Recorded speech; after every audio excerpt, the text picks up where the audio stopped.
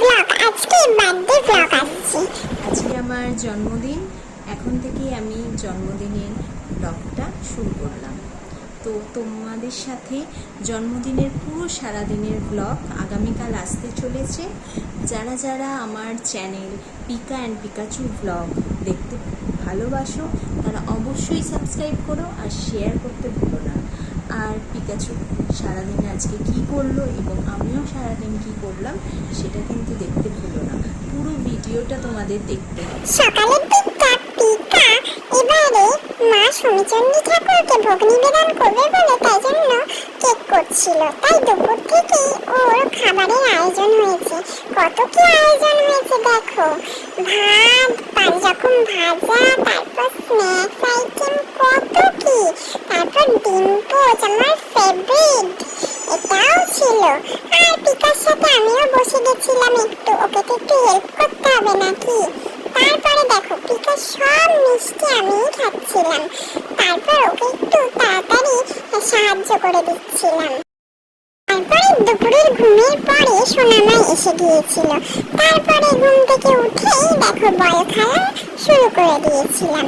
তারপরে সোনামার সাথে কত মজা করছিলাম, গাড়ি নিয়ে সোনামার পায়েতে ঠেকাচ্ছিলাম, তারপর হাসছিলাম, কত মজা করছিলাম। তারপর পিকা, সোনামা, মেজমণি সবাই মিলে চলে গেছিলাম মায়ের মন্দিরে। তার আগে দেখে আসতে হবে, তারপর সবকিছু নিয়ে মায়ের মন্দিরে চলে গিয়েছিলাম।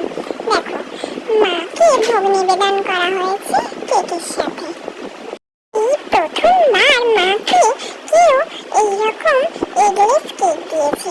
আমার পিকার জন্মদিনে ওর এটাই ইচ্ছা ছিল, ইচ্ছাটা এবারে পূরণ হয়ে গেছে। তারপরে দেখো মায়ের পুজো শুরু হওয়ার আগে পিকা একটু ছবি তুলে নিচ্ছিল।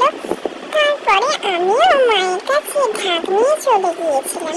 দেখো এখানে ঢাক বাজাচ্ছি, খুব সবার সাথে খুব আনন্দ করছি। তারপরে মায়ের পুজো আরম্ভ হয়ে গেছে, তাই একটু ঢাক বাজিয়ে নিচ্ছি। দেখো ওখানে একজন ঢাকি দাদা ছিল, তার সাথেও ঢাক বাজাচ্ছি।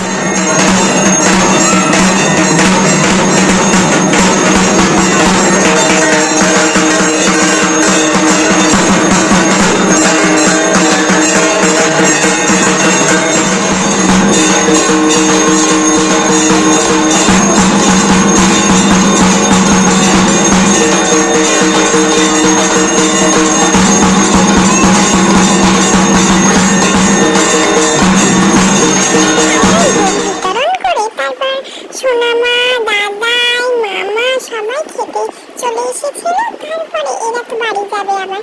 এবারে পিকার জন্মদিনে সারাদিনটা এভাবেই কেটে গেল।